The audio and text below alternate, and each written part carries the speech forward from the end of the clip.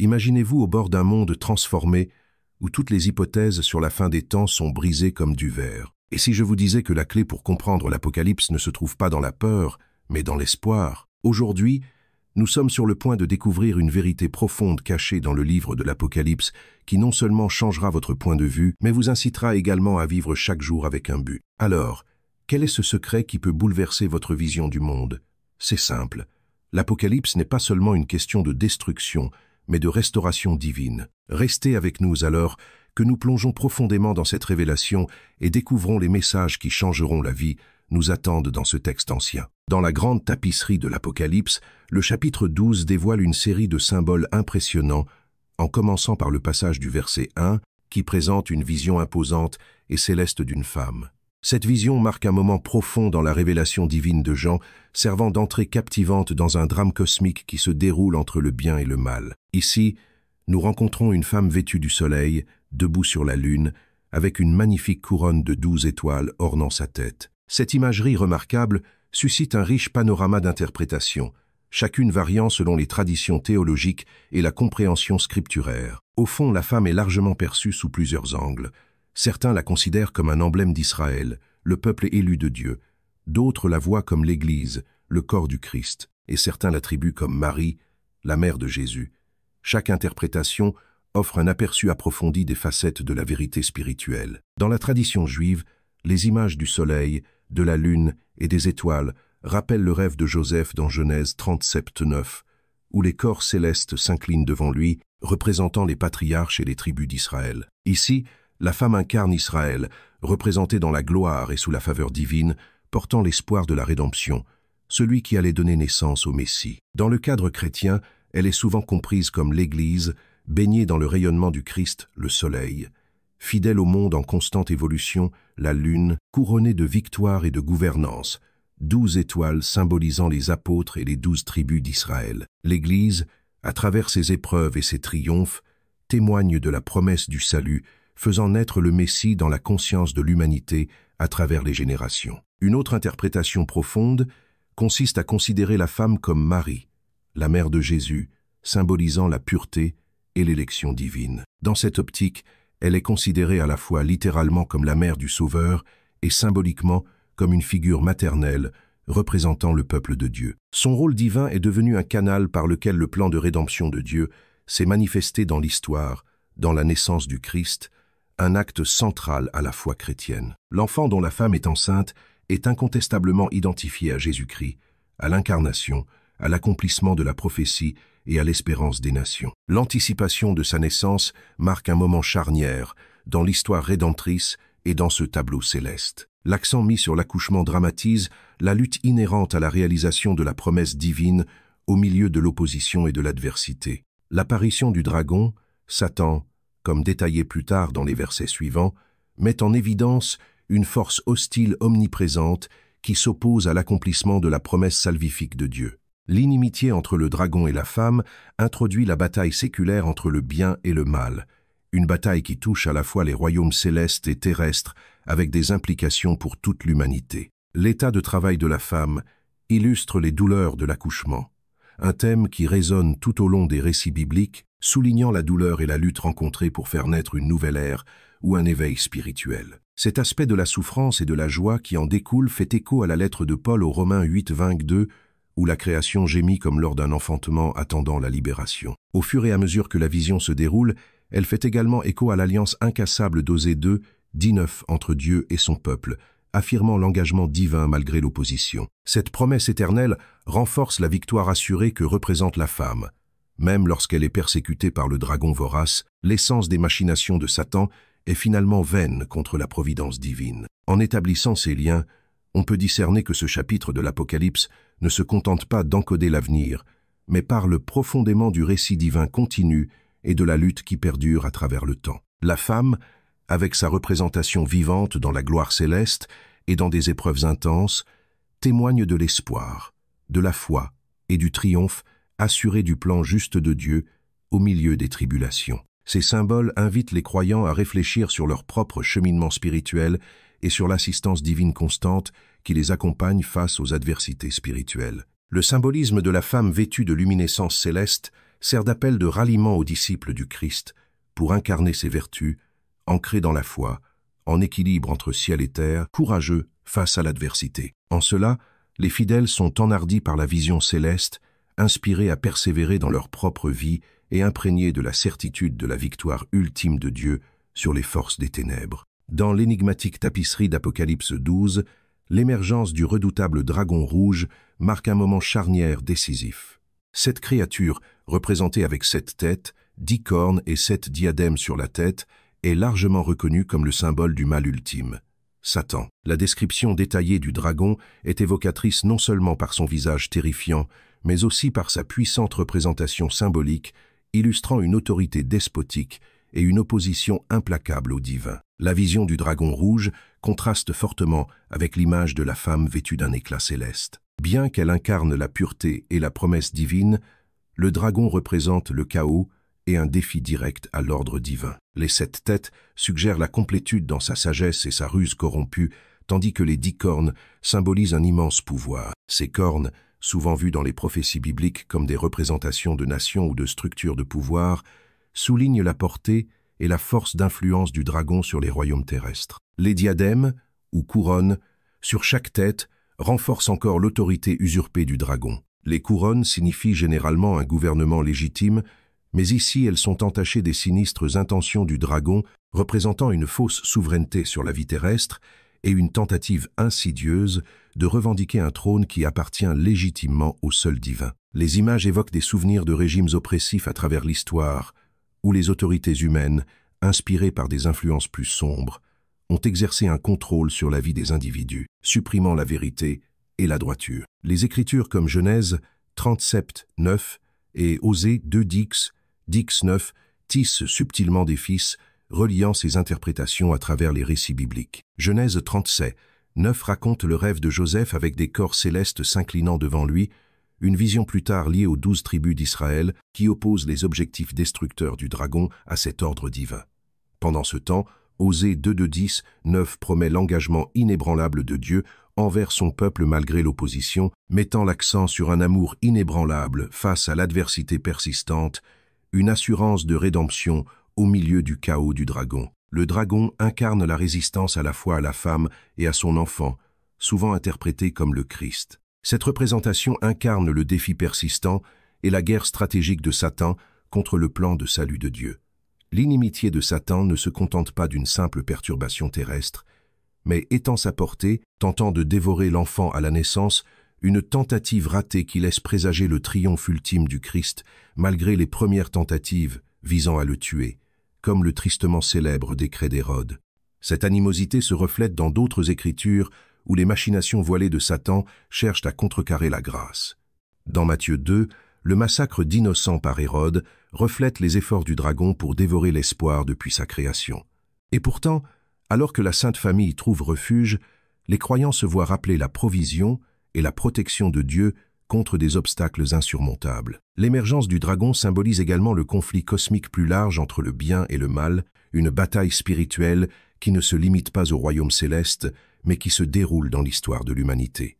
Cette lutte éclaire le récit global de l'Apocalypse, un appel à comprendre des vérités spirituelles plus profondes à l'œuvre au milieu de réalités tangibles. La menace du dragon est persistante, mais l'Apocalypse ne laisse pas ses lecteurs au désespoir. Les chapitres suivants, en particulier Apocalypse 12, Sept, enchaînent sur la bataille céleste menée par Michel et ses anges, illustrant la chute inévitable du mal et soulignant l'espoir inhérent à la victoire ultime de la justice divine. Ainsi, le dragon rouge rappelle le formidable adversaire auquel les croyants sont confrontés, un formidable adversaire qui opère à plusieurs niveaux, spirituel, philosophique et sociétal. Cela souligne la nécessité de faire preuve de vigilance et de fidélité dans la perception et la résistance de ces forces. À travers cette imagerie dramatique, Apocalypse dévoile le mystère de l'anarchie, décrivant un antagoniste cosmique dont la domination temporaire est brisée par la promesse durable de délivrance divine. Dans cette représentation saisissante du dragon rouge,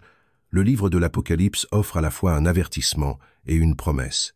Même si le mal peut dresser sa tête intimidante à travers le paysage du temps, ses jours sont comptés. Pour ceux qui discernent les temps et restent fermes dans la foi, la vision de la victoire est assurée, un signe opéré dans les lieux célestes et établi par l'espérance indomptable de l'Évangile. Apocalypse 12 dépeint une tapisserie vivante d'une lutte cosmique entre les forces du bien et du mal, avec un récit complexe qui dévoile le grand conflit spirituel. Au centre de cette bataille céleste dans Apocalypse 12, se trouve la confrontation dramatique des anges puissants menée par Michel contre l'ancien adversaire, le dragon, identifié comme étant Satan, l'incarnation de toute malignité. Ce choc résonne avec les thèmes de la lutte, de la rédemption et de la justice divine qui imprègnent le récit biblique, faisant écho à la tension éternelle entre le ciel et le chaos primordial qui s'y oppose. Michael, dont le nom signifie profondément « qui est comme Dieu », se tient à l'avant-garde de cette armée céleste,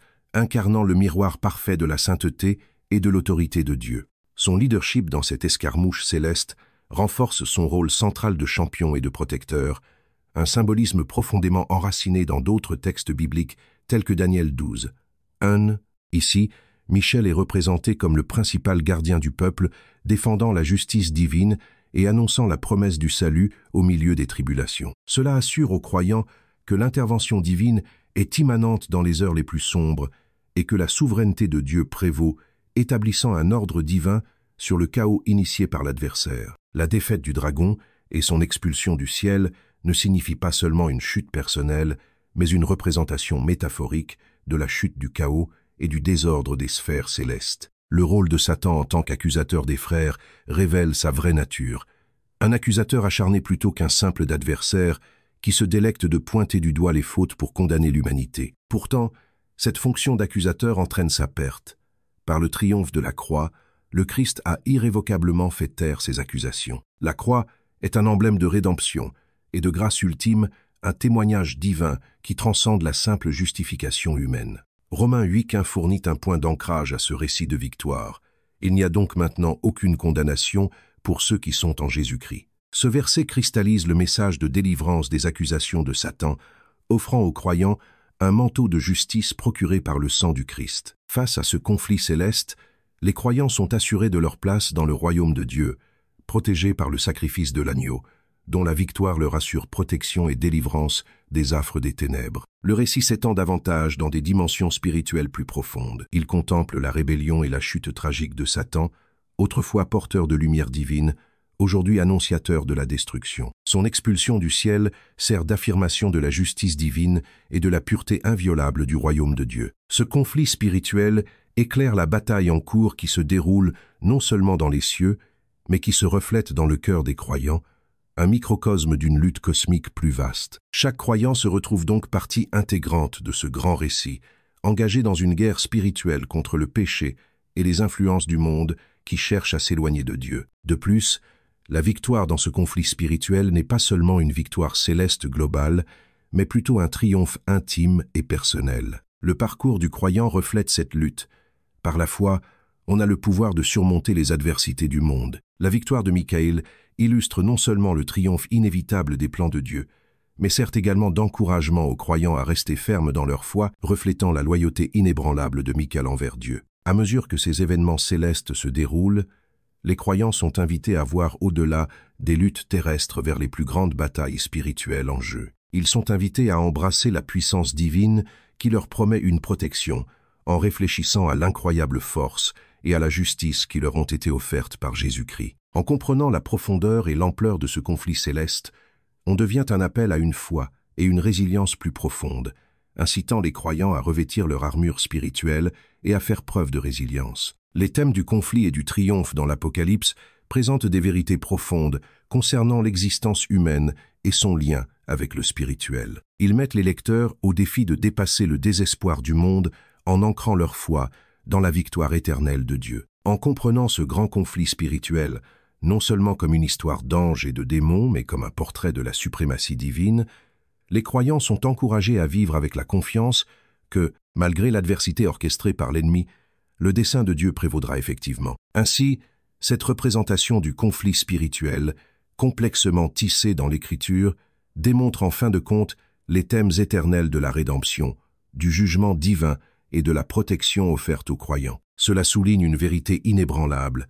La conclusion de ce conflit céleste annonce inévitablement la victoire du bien sur le mal, un témoignage éternel de la puissance et de la gloire de Dieu. Au fur et à mesure que le récit d'Apocalypse 12 se déroule, nous assistons à une poursuite intense et incessante de la femme par le dragon, emblématique de l'inimitié insatiable de Satan contre ceux qui sont alignés sur Dieu. Il ne s'agit pas d'un thème nouveau dans les Écritures sacrées, mais il est plutôt amplifié ici dans une confrontation cosmique entre le bien et le mal. Apocalypse 12, 13, 17 décrit ce drame de manière vivante, racontant comment la poursuite du dragon suscite une intervention divine, alors que la femme reçoit des ailes pour s'échapper dans le désert, un lieu de refuge préparé par Dieu. Le symbolisme de la femme fuyant dans le désert résonne avec les expériences historiques du peuple d'Israël lors de l'Exode. Tout comme les Israélites furent délivrés de la main oppressante de Pharaon grâce aux puissantes dispositions de Dieu et conduits dans le désert, un lieu décrit paradoxalement comme une terre à la fois stérile et protégée, la femme de l'Apocalypse se voit accorder un sanctuaire divin similaire. Ces images sont puissantes et rappellent l'engagement inébranlable de Dieu à fournir la délivrance et le refuge à son peuple dans les moments difficiles. Dans le récit, la poursuite de la femme par le dragon est plus qu'un simple acte de vengeance. Cela représente le programme plus large de Satan visant à contrecarrer la venue du Messie et l'établissement du royaume de Dieu sur terre. La survie de la femme, aidée par la fourniture divine d'ailes symbolisant la rapidité et la fuite, reflète le thème général de la main protectrice de Dieu sur sa mission et sur son peuple. Alors que Satan s'efforce d'anéantir le Messie et ses disciples, cette image de la providence divine assure aux croyants que Dieu reste leur sanctuaire, quelles que soient les adversités auxquelles ils sont confrontés. La nature sauvage, souvent considérée comme un lieu d'épreuve et de purification, sert ici de zone de protection divine. C'est là que les fidèles sont à l'abri d'un danger immédiat, leur permettant de persévérer et de se préparer à de nouvelles épreuves. Tout comme Jésus a été protégé et conduit par l'Esprit dans le désert après son baptême, les croyants peuvent trouver un réconfort similaire en sachant que le désert, bien qu'intimidant, est un espace ordonné par Dieu pour la croissance et la fortification. Pourtant, le récit ne limite pas l'hostilité du dragon envers la seule femme. Même après que la femme se soit enfuie en lieu sûr, Apocalypse 12, 17 illustre l'animosité continue du dragon envers sa progéniture, ceux qui gardent les commandements de Dieu et retiennent fermement leur témoignage de Jésus.